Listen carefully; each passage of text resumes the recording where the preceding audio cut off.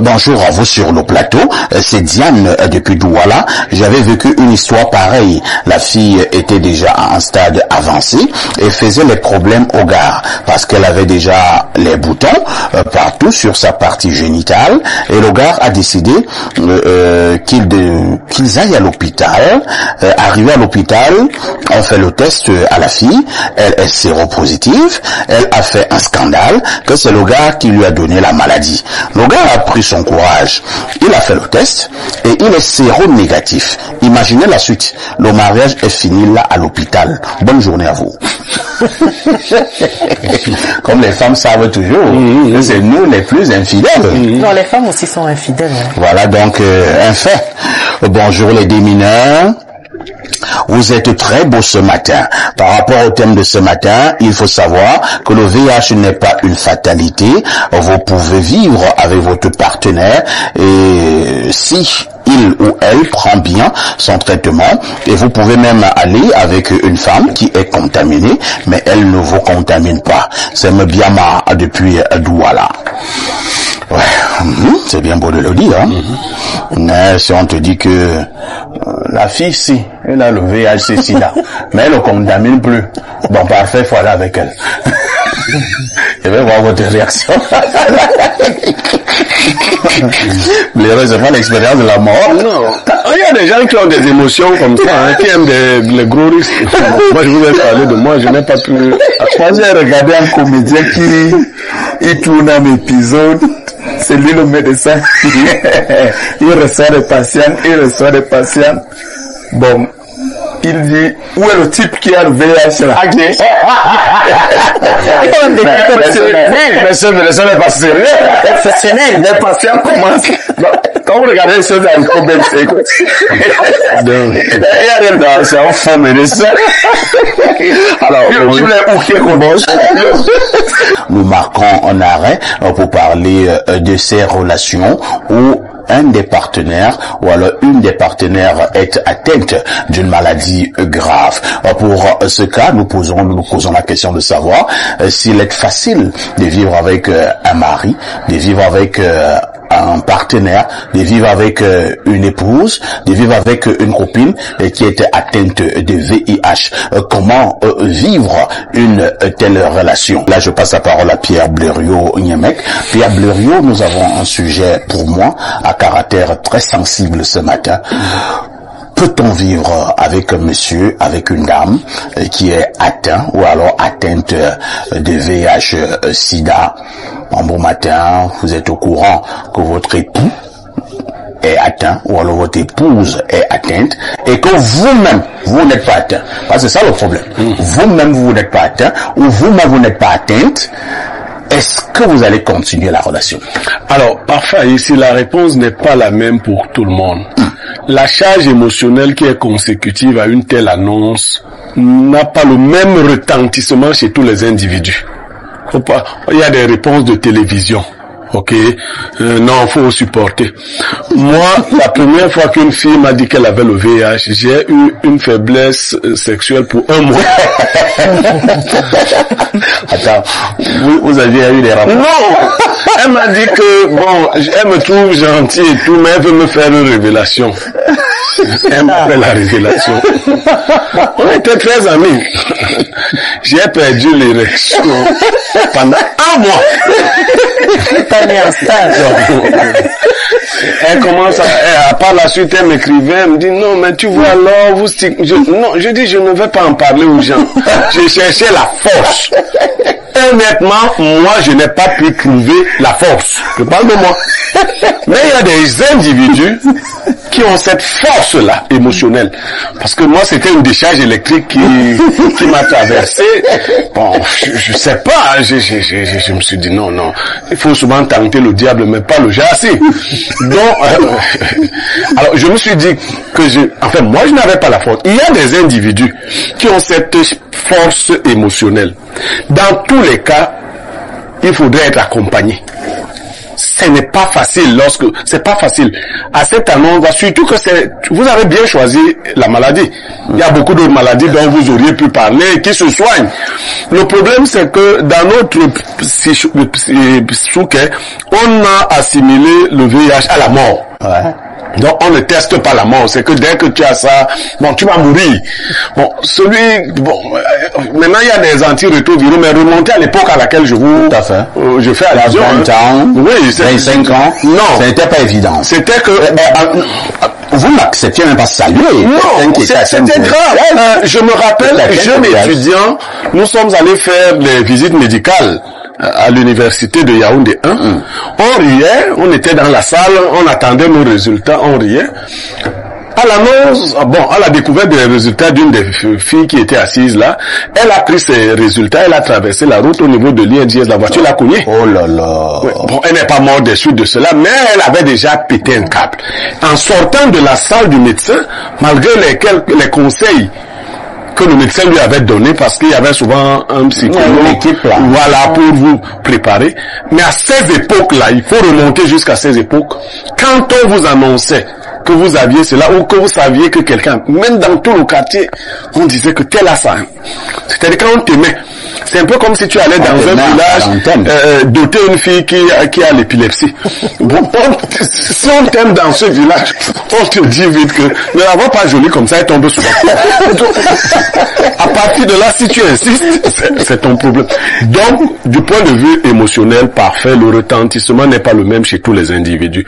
Il faudrait un certain encadrement. Maintenant, la causalité aussi pose problème. Madame Jeanne Vonda a essayé de contourner, on a piqué, non. À 99% des cas, c'est le rapport sexuel. C'est-à-dire que vous étiez là avant, le mari n'avait pas ça ou la femme n'avait pas ça. C'est arrivé. Ça veut dire que tu es allé voir ailleurs. Pour les hommes, c'est encore plus difficile parce que il y a une double problématique qui se présente. Il y a d'abord la problématique de l'infidélité. Et maintenant, qui vient s'ajouter à l'autre grave problématique. C'est-à-dire ces deux problèmes graves que tu poses au même moment. Tu m'as trompé. Oui, ce qui n'est en général pas pardonnable, mais tu es revenu de là-bas avec l'indice de la mort. Donc il y a un problème. Faut pas. Tu es revenu avec un junju. Un junju. Mais est-ce qu'on peut... Non, ce que je conseille dans ces cas-là, pour sortir par le conseil, si on peut rester ensemble, il faut néanmoins trouver la solution pour que les rapports, soit ils soient annulés, soit ils soient désormais protégés. Parce que... Alors, si les rapports sont annulés, et on continue à vivre ensemble. Oui, mais parfait, il y a beaucoup de couples qui n'ont pas de rapport sexuel. Ne vois pas les gens dans les... C'est deux bons sorciers. Oui, ne vois pas les gens dans les maisons. Il y a des hommes qui ont raccroché depuis. Mais là, c'est autre chose. Oui, mais par contre... Non, encore même d'autres maladies handicapantes. Il y a beaucoup d'hommes qui ont raccroché. C'est une maladie handicapante, mais c'est pas... Donc, de toutes les façons, si on a la capacité mentale de résister, de voir la personne, de vivre... Mais il faut dire, hein, Blaireau, je ne t'interromps pas, vous gardez d'ailleurs le microphone. Nous ne sommes pas des médecins. Hein. Il y a même des spécialistes qui vont certainement mieux nous édifier tout à l'heure. Il y a... je causais avec un ami médecin qui me disait que un monsieur... Enfin, un homme avec grand H qui est atteint de VIH/SIDA, s'il suit normalement son traitement et qu'il observe une bonne hygiène de vie, à un moment donné de la maladie, il ne contamine plus. Il devient porteur sain. Très bien. Oui. Ils appellent ça porteur sain. Oui. Il ou elle ne contamine plus. Non, pas du tout. Et maintenant, il y a même des femmes atteintes de VIH/SIDA qui peuvent tomber enceintes et au moment de l'accouchement, si le corps médical le savait déjà, on peut même protéger l'enfant. Avant l'enfant, il y a une forme de prise en charge particulière. Oui. Mais ce n'est pas le problème que je pose. Oui. Je pose un problème psychologique. C'est-à-dire, est-ce que vous, le partenaire qui est au courant, vous avez la force mentale pour accepter ça? C'est pas le fait que l'autre puisse transmettre ou ne pas transmettre. C'est d'abord le péché qui joue. C'est vrai que j'avais un professeur de technologie en classe 4e et disait que l'urine ne transporte pas le courant électrique. Mais je ne vous conseille pas d'aller pisser sur un fil au courant qui est touché. Voilà. Donc, est-ce que vous avez la force mentale d'accepter cela? Jeanne Mvondo. Maintenant, si tu découvres donc que ton partenaire est infecté, au niveau donc du lit, parce que vous les étonnes, vous dites que le mariage c'est le lit, ça se passe comment? On fait comment? On fait comment? Là, on fait comment? Tu as dit que je peux supporter que mon homme soit infecté. On dit d'accord, c'est bien, bravo. Mais au niveau du lit. Non, au niveau du lit, déjà, comme je t'ai dit à l'entame, je vais accompagner mon partenaire. Déjà. Tu l'accompagnes comment? Je l'accompagne déjà avec des conseils. Et oui, il aura compris les conseils. Ouais. Mais je sais et que après, ces conseils pourront pas. Mais ces choses, comme je le disais tantôt, on ira chez un professionnel médical. Il pourra nous donner des voies et moyens. Comment est-ce que les voies et moyens qu'on va vous donner là-bas, c'est que, par exemple, il faut mettre le préservatif. Ouais. Et lui te dit qu'il ne mange pas la banane avec la peau. Non, s'il me dit ne mange pas la banane avec la peau, là, je vais comprendre qu'il est inconscient. Ah bon? Oui. Il est inconscient. Est-ce que c'est pas pour le meilleur et pour le pire? Parfois, ici, il y a le pire et pire. Là, c'est le pire des pires. Il y a le pire et pire. Si quelqu'un sait que, parce qu'il y a des personnes méchantes avec lesquelles vous vivez, mais vous ne savez pas qu'elles sont méchantes. Il faudrait que des situations pareilles apparaissent et que tu puisses savoir que mon partenaire, si c'est le petit frère de Lucifer, il sait consciemment que tu l'acceptes déjà, psychologiquement, tu sais déjà que oui, il est infecté. Et lui, en retour, il dit non, je ne veux pas mourir seul. Parce que le fait de te dire, je ne mange pas la banane avec la peau là. Mais vous êtes marié. Oui. On dit souvent chez nous à l'église, vous êtes catholique, n'est-ce pas? Donc chez nous alors, à l'église, on dit que vous n'êtes plus deux personnes, vous devenez une seule chair. Tout à fait. Cela signifie donc que, comme tu as aimé ton partenaire, vous devez être unis jusqu'au bout. Unis jusqu'à la maladie. Unis jusqu'à la mort. Nous serons unis jusqu'à la mort, mais pas jusqu'à la maladie. Comment ça? C'est clair. Ça veut dire que tu ne l'as pas franchement aimé. Non, parfois ici, aimer c'est, on n'aime pas de bouche, hein. Voilà pourquoi il vous demande que vous posiez l'acte. Papa ici, l'autre là.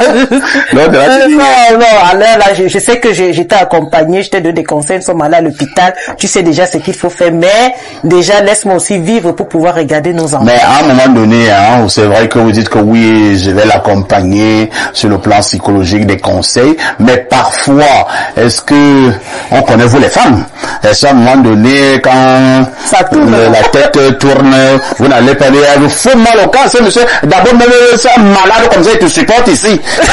Parfois aussi. Ça va pas sortir. Je dis toujours, il y a femmes et femmes. Il y a des femmes qui sont éduquées sur le plan marital. Il y a des femmes qui ne le sont pas. Moi, je ne peux pas, je sais que c'est un secret. Les femmes savent garder le secret. Non, moi je sais garder quand le secret. Quand la femme se fâche. Non, même quand la femme se fâche. Le secret est dehors. Pour ne pas te faire aussi huer par l'extérieur. Tu gardes le secret de ton époux. Et la femme, c'est ça.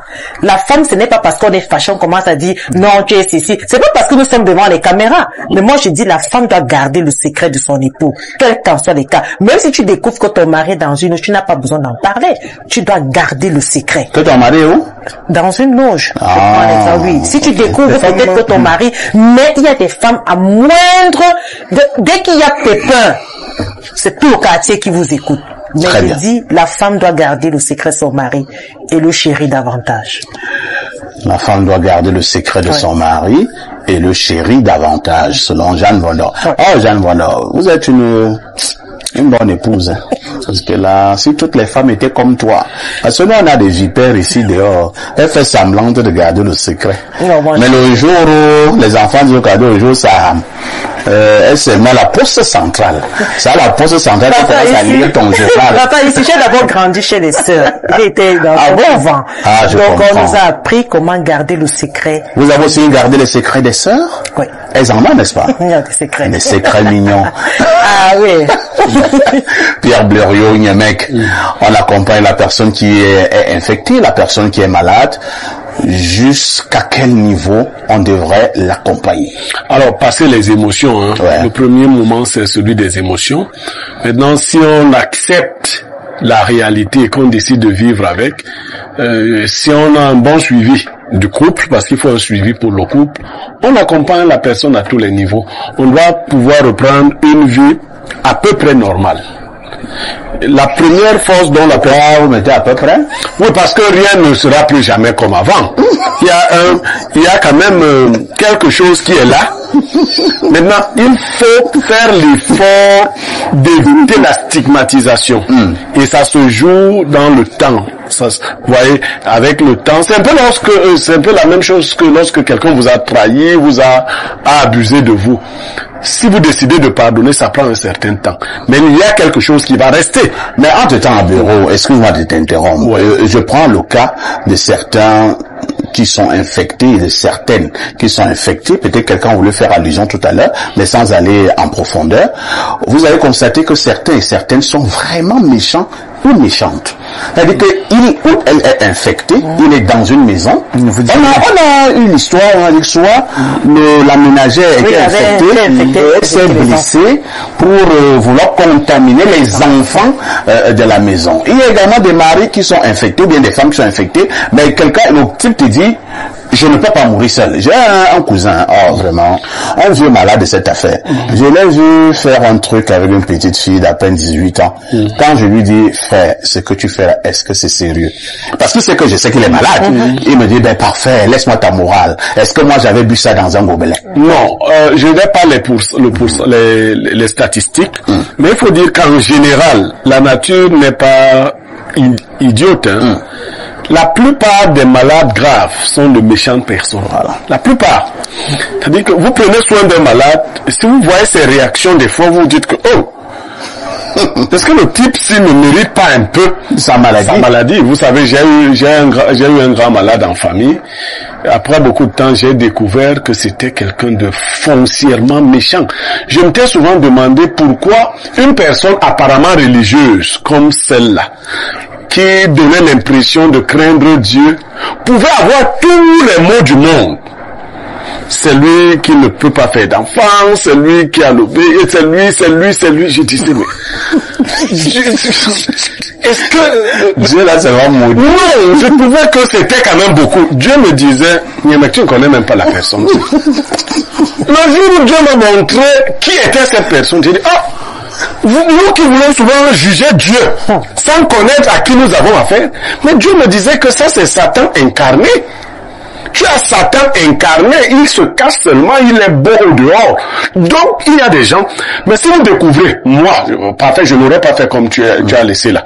Si j'ai un ami qui a une maladie, et qui veut se comporter méchamment vis-à-vis des gens, je le mets à nu. Tu l'étales. Oui, j'ai eu un frère qui avait la maladie. Quelqu'un va te demander, est-ce que c'est ton problème? Là, moi, je te prends un cas, j'ai eu un frère qui avait la maladie, je lui ai dit, il faut en parler à ta nouvelle copine.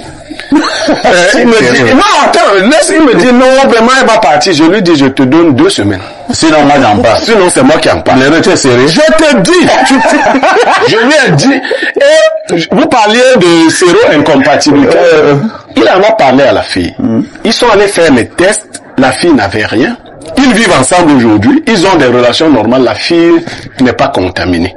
Mais je lui ai dit, et il savait que j'allais le faire. Je lui ai dit, si c'est toi qui en parles, vous aurez peut-être le temps de... Est-ce que c'est ton problème? Oui, c'est mon problème. Oui, c'est bien mon problème.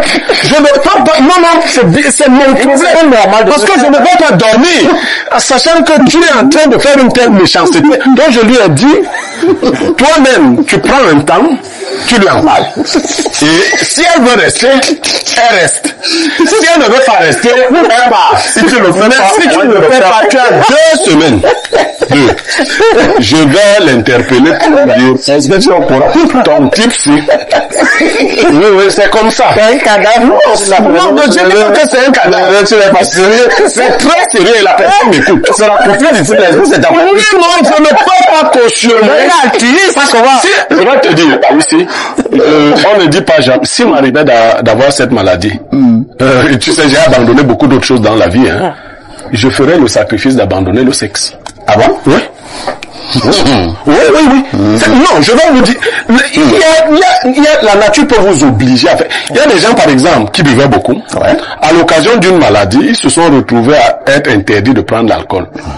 Il y en a qui ont pu accepter cette nouvelle vie et ils ont vécu longtemps. Il y en a qui ont estimé que non, moi, sans boisson, je ne peux pas vivre.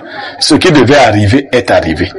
C'est de la méchanceté. Et je crois même, heureusement que cette maladie, cette infection a ceci de particulier, que plus tu as l'intention d'aller donner aux autres, tu peux aussi rencontrer des cas nouveaux. Puisque les médecins expliquent également que tu peux te réinfecter. Bien sûr, avec une autre forme, ça devient plus grave. Voilà, donc j'aime voir ces gens-là mourir comme ça. Ça veut dire toi qui allais pour infecter à nouveau les gens, tu prends donc une autre forme plus violente. Parce que non, c'est de la méchanceté. Tu n'as pas bu. Toi, ça t'a fait mal de découvrir que quelqu'un t'a donné ça. Ouais, ça. Et qu'est-ce que toi tu dois faire? C'est de protéger les autres. Très bien.